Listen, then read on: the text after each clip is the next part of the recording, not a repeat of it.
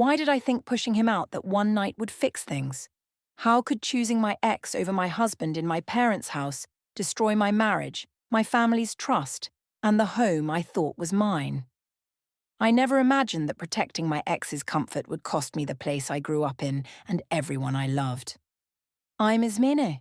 and I suppose I should start by explaining how we ended up living at my parents' house in the first place, because everyone seems to think I planned this whole situation when really it just happened naturally after our condo had that emergency with the pipes bursting in the middle of the night and flooding half the kitchen and the hallway.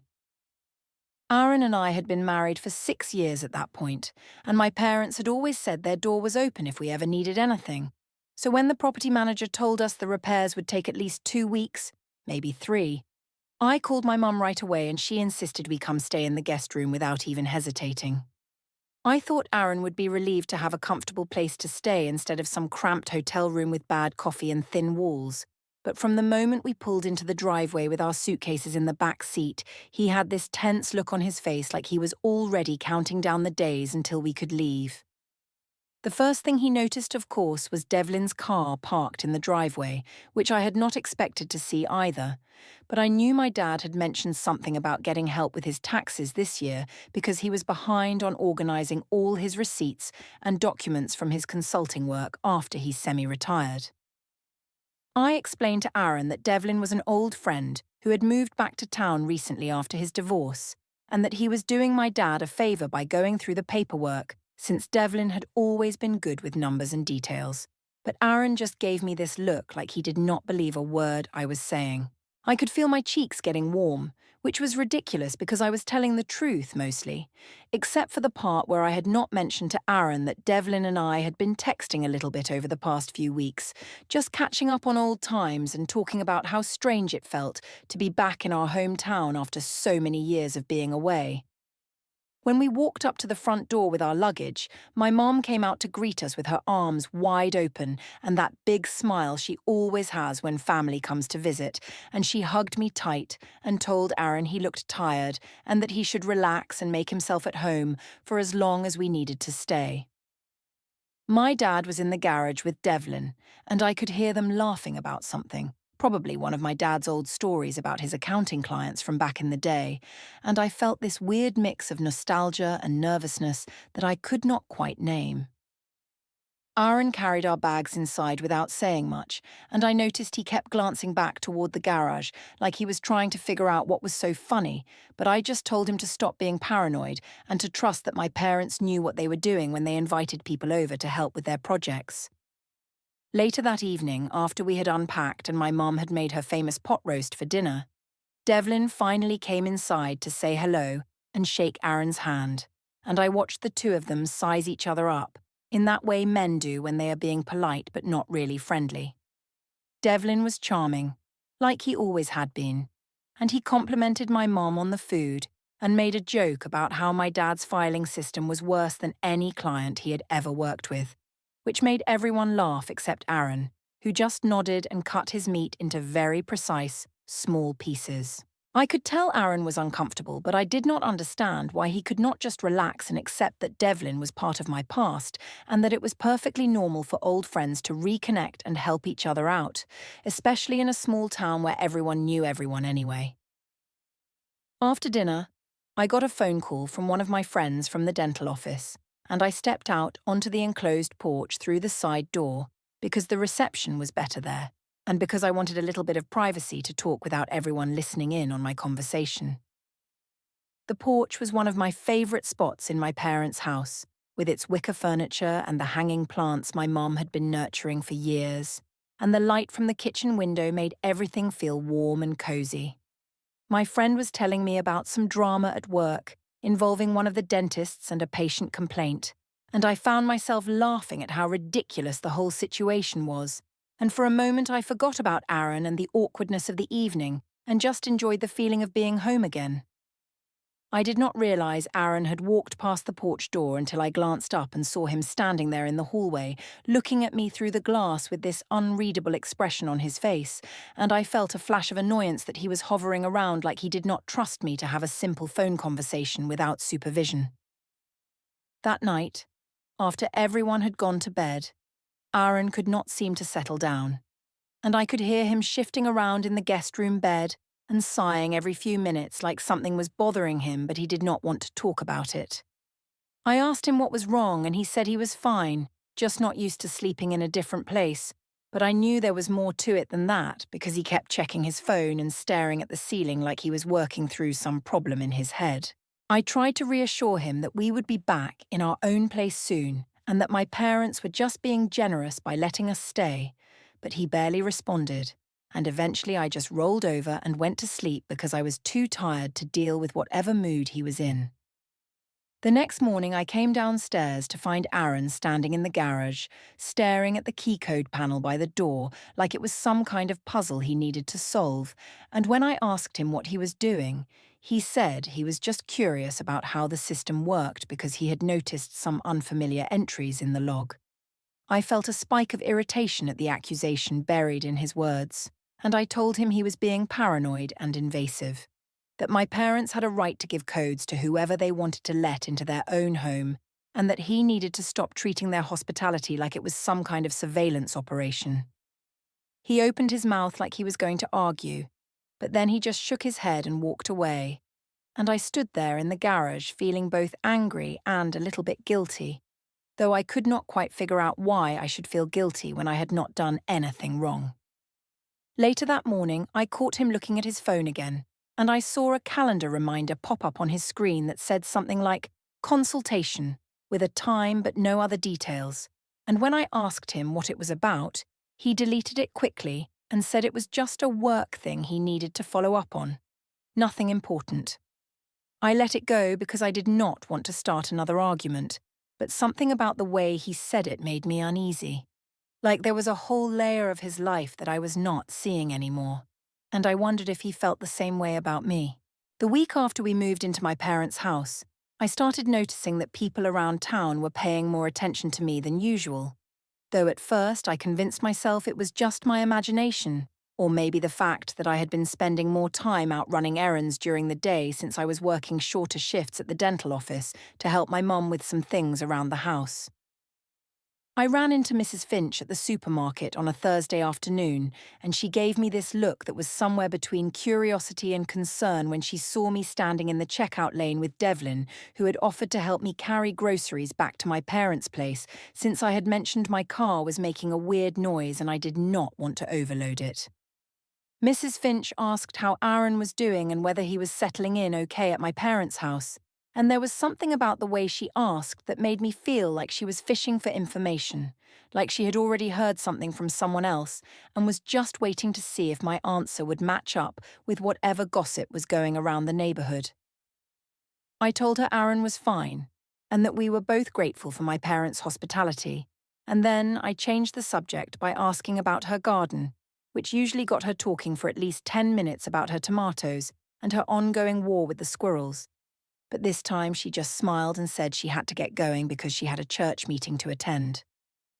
After she walked away, Devlin made a joke about small-town busybodies and how everyone always needed to know everyone else's business, and I laughed along with him, even though part of me was wondering what exactly Mrs. Finch had seen or heard that made her look at me that way. Devlin and I loaded the groceries into his car, and he drove me back to my parents' house while we talked about his marketing consulting work and how strange it felt to be starting over in the same town where we had both grown up.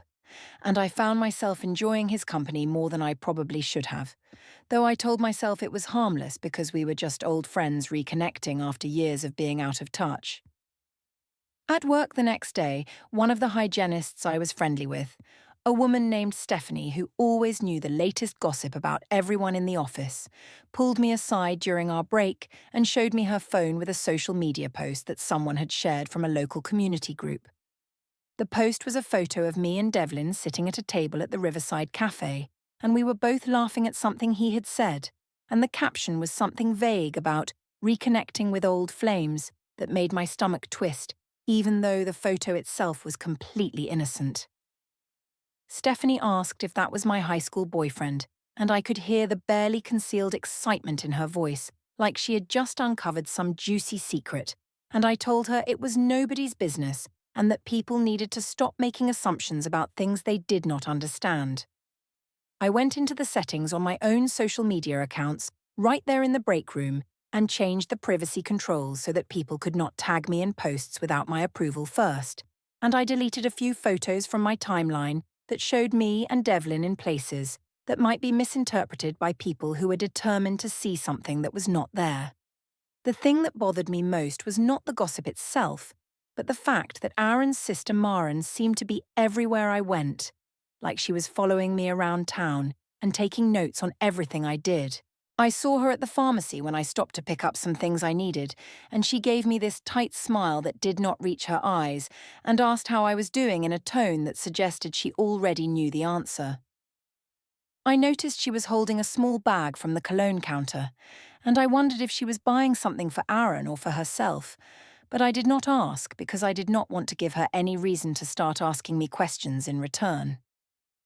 Later, I found out from my mom that Maren had been asking questions about Devlin, like how long he had been helping my dad and whether he was staying at the house or just visiting during the day,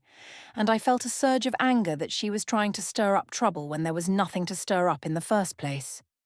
Aaron himself seemed to be pulling away from me in ways that were hard to describe but impossible to ignore, like he was present in the same room but mentally somewhere else entirely. I noticed he had started taking phone calls during his lunch breaks that he would not talk about afterward, and one afternoon I saw him standing in the lobby of his office building through the window when I drove past on my way to pick up dry cleaning, and he was talking to someone on the phone with his back turned and his shoulders tense like he was having a difficult conversation. When I asked him about it later, he said it was just a work issue that he needed to sort out, but the way he said it made me think he was lying, or at least not telling me the whole truth. And I wondered when we had stopped being honest with each other about the little things that made up our daily lives. At the gym one evening, I changed my phone's lock screen from the photo of us at our wedding to a picture of myself that I had taken on a hike a few weeks earlier, and I told myself it was just because I wanted something fresh and current instead of a photo that was 6 years old and reminded me of a version of myself I was not sure I wanted to be anymore. One of the women I sometimes talked to in the locker room noticed the change and made a comment about how nice it was to see me doing things for myself. And then she asked about Aaron in this careful way that made me think she had heard the rumors too.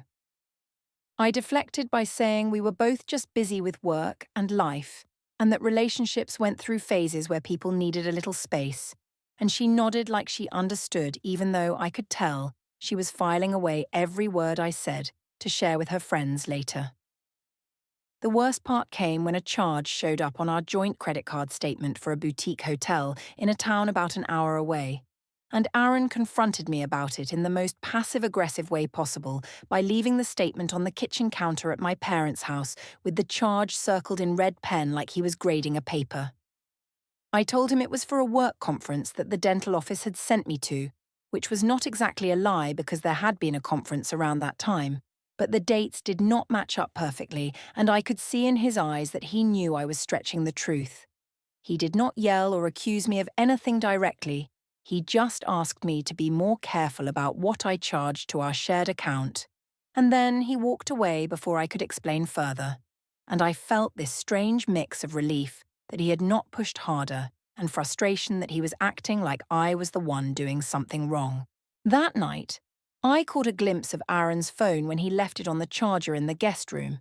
and I saw a notification preview that he dismissed almost immediately, but not before I saw the word retainer at the top of what looked like an email. I asked him what it was about, and he said it was nothing important, just something related to work, but his tone was too casual and his face was too blank, and I knew he was hiding something from me just like I was hiding things from him. And I wondered how we had gotten to this place where we were both keeping secrets and pretending everything was fine when clearly nothing was fine at all. The Saturday barbecue at my parents' house was supposed to be a casual family gathering, the kind of easy afternoon event that my mom loved to organize with her carefully arranged platters of potato salad and her meticulously marinated chicken breasts that she had been preparing since the night before. My dad had invited a few neighbours and some family friends, and my brother Elliot was bringing his girlfriend, and I knew that Aaron's sister Maren had also been invited because my mum believed in keeping family connections strong even when things were complicated. I spent the morning helping my mom set up the backyard patio, arranging chairs around the long wooden table and hanging string lights from the pergola even though it was still early afternoon and they would not be turned on for hours. And the whole time I kept thinking about how Devlin had mentioned he might stop by because my dad had asked him to bring over some documents related to the tax project they had been working on together. When Devlin arrived, he came through the side gate carrying a folder under his arm and a bottle of wine in his hand, and my dad greeted him like he was an old friend and immediately enlisted his help with getting the grill started,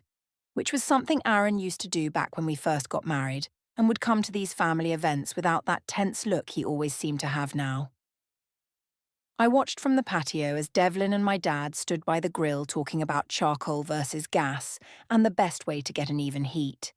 And I felt this warm flutter in my chest that I tried to ignore because I knew it was inappropriate to feel that way about someone who was not my husband. But at the same time, I could not help comparing how easy and natural Devlin looked in my family's space versus how Aaron always seemed like he was trying too hard to fit in and never quite succeeding. The meal itself started off pleasantly enough, with everyone passing dishes and complimenting my mum's cooking and making small talk about work and weather and the new construction project happening on the north side of town. Aaron sat across from me, next to Maren, and I noticed they kept exchanging these quick glances like they were having a silent conversation that I was not part of, which irritated me because I felt like Maren was always trying to get Aaron to see me in a negative light instead of just staying out of our marriage like a normal sister-in-law would do. Elliot's girlfriend was taking photos of the food and the setup with her phone because she was always documenting everything for her social media accounts. And at one point, she asked if she could take a group photo, and everyone arranged themselves around the table while she set up the timer on her camera. Halfway through the meal, my mum suggested that we go around the table and each say something we were grateful for, which was the kind of sentimental thing she loved to do at family gatherings. And when it came to my turn, I found myself standing up without really planning to and saying that I wanted to make a toast. I raised my glass of iced tea and looked around at everyone's faces, and I said something about how grateful I was to be surrounded by people who really understood me and supported me. And then I specifically thanked Devlin for reminding me what it felt like to be seen and appreciated for who I really was, instead of being taken for granted. The words came out before I had fully thought them through, and I saw Aaron's face go completely blank, like someone had just erased every emotion he was feeling and replaced it with nothing. And Maren put her hand on his arm, like she was trying to comfort him, or maybe hold him back from saying something he would regret.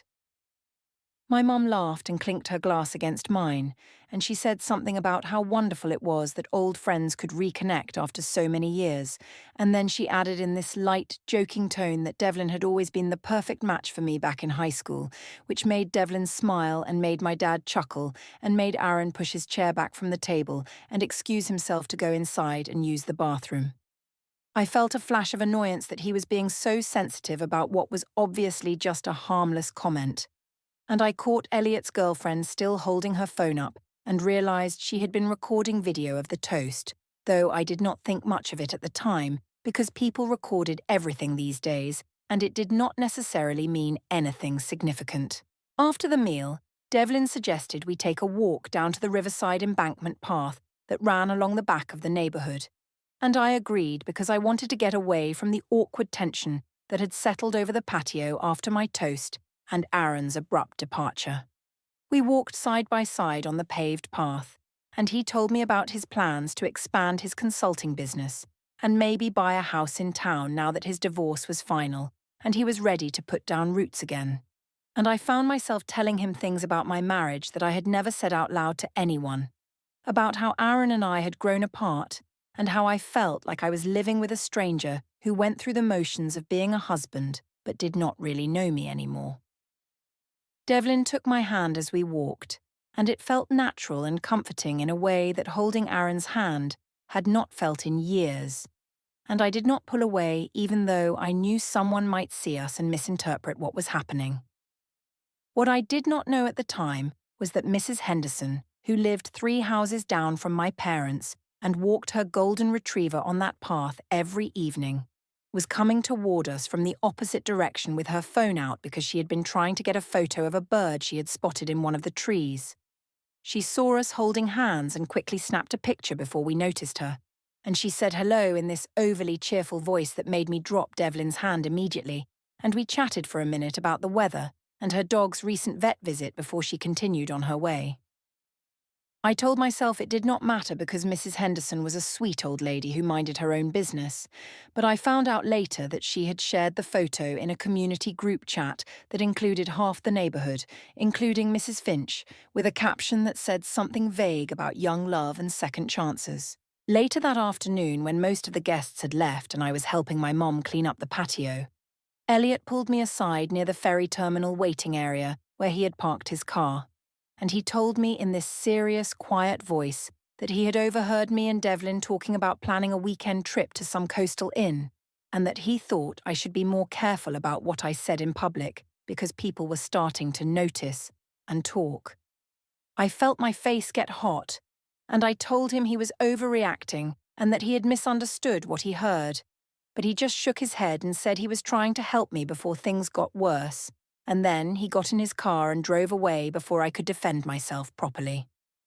I went back inside feeling shaken and angry, and I saw Aaron sitting in his car in the driveway, just sitting there in the driver's seat staring straight ahead, and I wondered what he was thinking, but I did not have the energy to go out and ask. That evening, Maren sent Aaron a text message that he did not know I saw, and it included a video file and a photo attachment, and I caught a glimpse of the video thumbnail showing me standing at the table during my toast. The confrontation in the community centre parking lot happened on a Tuesday afternoon when I had stopped to pick up some mail that had been forwarded from our condo, and Aaron must have known I would be there because he pulled in right after me and parked his car in a way that blocked mine from leaving easily. He got out and walked over to my window with this determined look on his face, and before I could even roll down the window all the way, he was asking me why there was mail addressed to Devlin Nash at my parents' house, and he was holding up an envelope that he must have intercepted from the mailbox before I got to it. I felt my heart start racing because I had not expected him to notice something like that, and I told him that Devlin was using my parents' address temporarily for some business correspondence because he was in between places after his divorce, and it was just a practical arrangement that my dad had agreed to help with, but even as I said it, I could hear how weak the explanation sounded. Aaron did not raise his voice or make a scene, which somehow made the whole interaction feel worse because I could see the hurt and anger in his eyes, even though he was keeping his tone carefully controlled. And he said that he was tired of the lies and the excuses, and that he knew exactly what was going on, even if I was not ready to admit it to myself or to him. There were a few other people in the parking lot, including a woman I recognized from my mum's book club who was getting into her car a few spaces away, and I felt exposed and embarrassed that we were having this conversation in public where anyone could hear us. I told Aaron he was overreacting and that he was making something out of nothing, and that maybe if he had been more emotionally available and less cold and distant over the past year, we would not be in this situation in the first place, and I saw him flinch like I had hit him. But he did not respond to the accusation. He just shook his head and walked back to his car.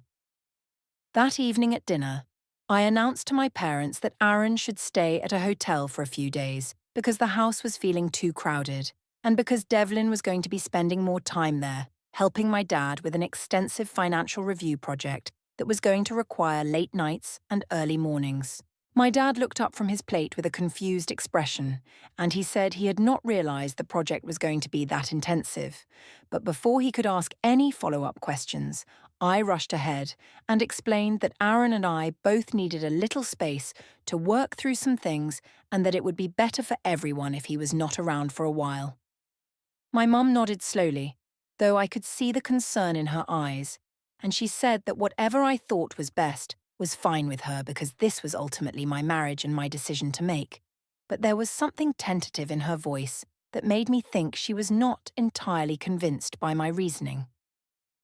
Aaron agreed to leave without putting up any fight,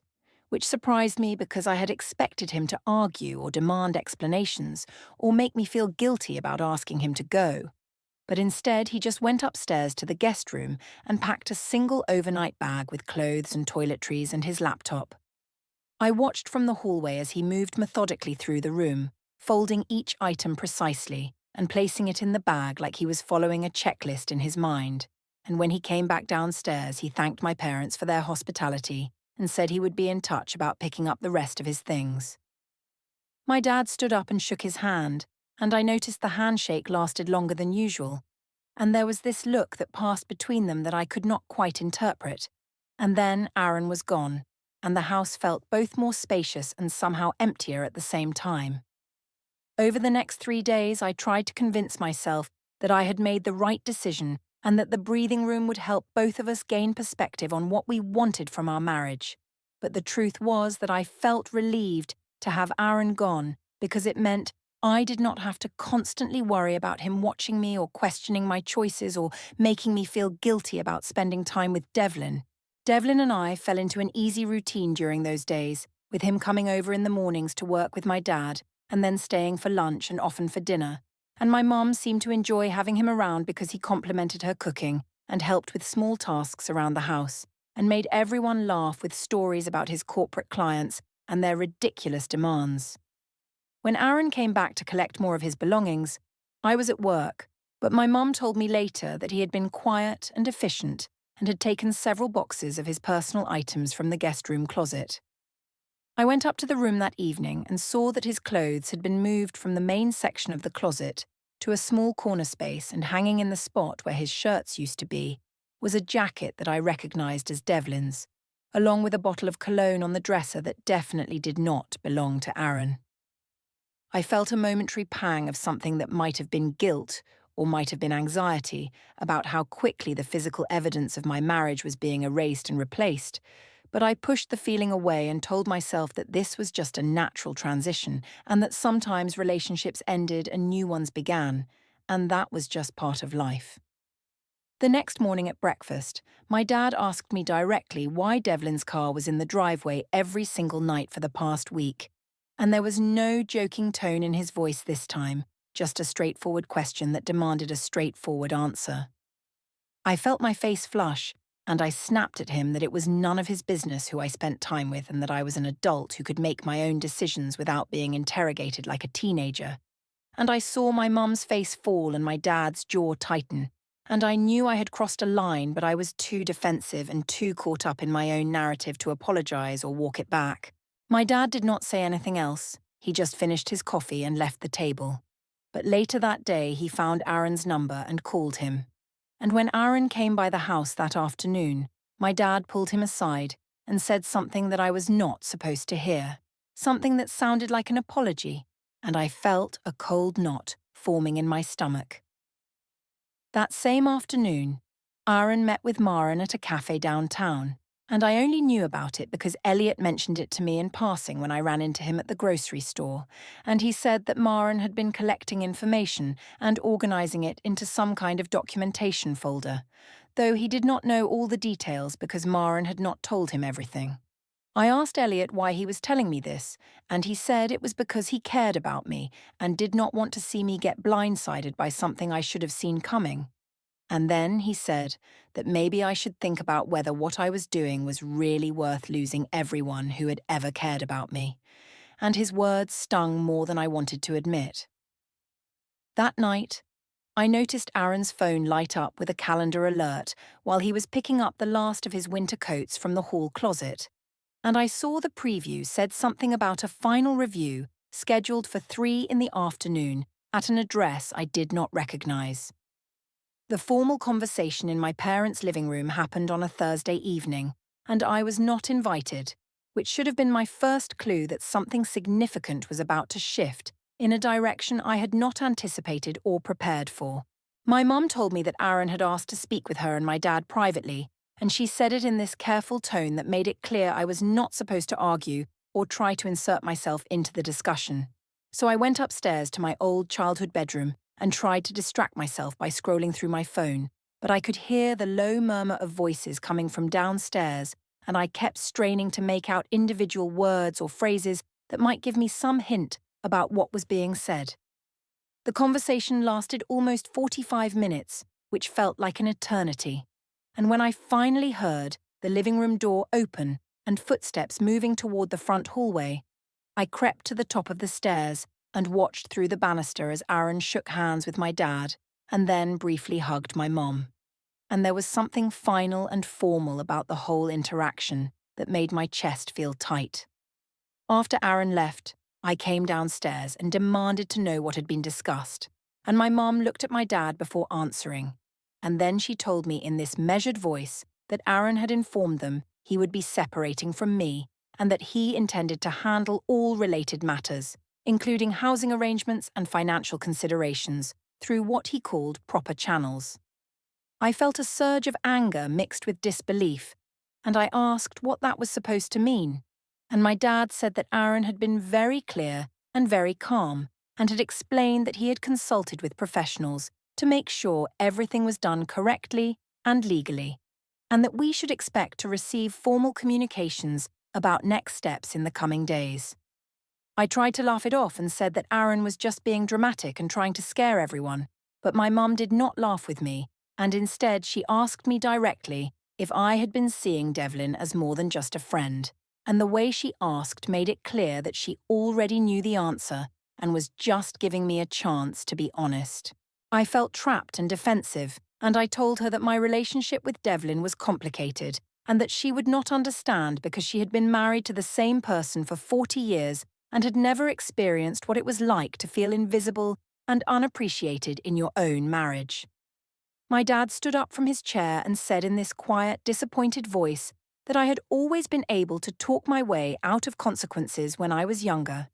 but that this situation was different because I was hurting people who did not deserve to be hurt, and that Aaron had been nothing but respectful and patient, and that he deserved better than what I had given him. The words hit me harder than I expected because my dad rarely criticized me directly, and I felt tears starting to form in my eyes, but I blinked them back and told both of my parents that they did not understand what it was like to be me, and that they were taking Aaron's side without even hearing my perspective. And then I went back upstairs and slammed my bedroom door like I was 16 years old again. Over the next few days, I noticed that Aaron's behavior had changed in ways that were subtle but unmistakable, like he had made some kind of internal decision and was now operating according to a plan that I was not privy to. He came by the house twice more to collect belongings, and each time he was polite but distant, speaking only when necessary and avoiding any conversation that was not directly related to logistics and schedules. I tried to engage him once, asking if we could sit down and talk about what was happening between us, but he just said that everything that needed to be said had already been said, and that talking more would not change the fundamental issues that had brought us to this point. His calmness was infuriating because I wanted him to yell or cry or show some kind of emotion that would prove he still cared, but instead he just looked at me with these tired eyes and told me he hoped I would be happy, and then he left before I could respond. On Saturday night, I looked out the window and saw Aaron's car parked in the driveway, and I could see that the back seat and trunk were packed with boxes and bags. And there was something methodical and final about the way everything was arranged that made me realize he was not just taking a few things. He was taking everything that mattered to him. I went downstairs and found him in the garage, and I asked him what he thought he was doing, and he said he was removing his personal property from a space where he was no longer welcome, and his tone was so neutral and factual that it felt like he was talking to a stranger rather than to someone he had been married to for 6 years. I told him he was being ridiculous and overdramatic, and he did not argue with me. He just continued loading boxes into his car with steady, deliberate movements, and I stood there feeling helpless and angry and confused about how we had gotten to this place where we could not even have a real conversation anymore. The next morning, I came down to the kitchen and found a single envelope sitting on the counter, addressed to my parents in Aaron's neat handwriting, and I knew I should not open it, but I did anyway because I needed to know what he was telling them behind my back. Inside was a handwritten thank you note that was gracious and appreciative, and underneath that was a printed document that showed the guest room key code entry log from the past month, with certain entries highlighted in yellow. And there was a handwritten note at the bottom that said, "For your records," in Aaron's distinctive script. My hands started shaking as I looked at the highlighted entries because I knew exactly who had been using that code and when. And I realized that Aaron had been documenting everything much more carefully than I had given him credit for, and that the evidence he had been quietly collecting was now being shared with the people whose opinions I cared about most. My mum came into the kitchen while I was still holding the papers, and she took them from my hands without saying anything and read through them slowly, and I watched her face change from confused to understanding to disappointed. And when she finally looked up at me, there were tears in her eyes. She asked me if what the log was showing was true, if Devlin had really been coming to the house that late at night that many times, and I wanted to lie or deflect or make up some explanation that would make it sound less damning, but I could not find the words, and my silence was answer enough. She handed the papers to my dad when he came downstairs, and he read them at the kitchen table while his coffee got cold, and then he asked me very directly to explain what had been going on. And when I tried to say that Aaron was twisting things and making innocent situations look suspicious, my dad just held up his hand and said that he had known Aaron for 6 years and had never once seen him be dishonest or manipulative, and that the numbers on the page did not lie. That afternoon, Aaron's phone rang while he was standing in the driveway having what looked like a final check of his packed car, and I watched from the window as he answered it and stepped away to have a private conversation, and his posture was straight and his tone was businesslike, and when he came back, he walked up to the front door where I was standing and told me in this calm, measured voice that I would be hearing from someone soon about next steps. Aaron's text message arrived on Wednesday morning asking if I could meet him at the hospital cafeteria to discuss next steps calmly and privately, and I felt a rush of relief because I thought he was finally ready to talk about reconciliation, or at least about finding some middle ground where we could work things out like adults. I told Devlin I was meeting Aaron to handle him, and that I would smooth everything over and get him to stop being so dramatic about the whole situation. And Devlin seemed confident that Aaron was probably just posturing and would back down once I reminded him of everything we had been through together. I dressed carefully that morning, choosing an outfit that I knew Aaron had always liked, and I rehearsed in my head the things I would say to make him understand that what had happened with Devlin was not about him being inadequate, but about me needing something different in my life, and I convinced myself that if I could just explain it the right way, he would see reason and we could move forward without all this unnecessary conflict. When I arrived at the hospital cafeteria, Aaron was already sitting at a corner table near the windows, and there was a thin folder on the table in front of him, and something about the way he was sitting, with his hands folded and his expression completely neutral, made my rehearsed speech evaporate from my mind before I even sat down. I started to say hello and ask how he had been, but he slid the folder across the table before I could finish my sentence, and he said in this quiet, firm voice that these were separation papers and a housing notice, and that I had 30 days to vacate my parents' property because they had agreed to enforce the boundary through legal means.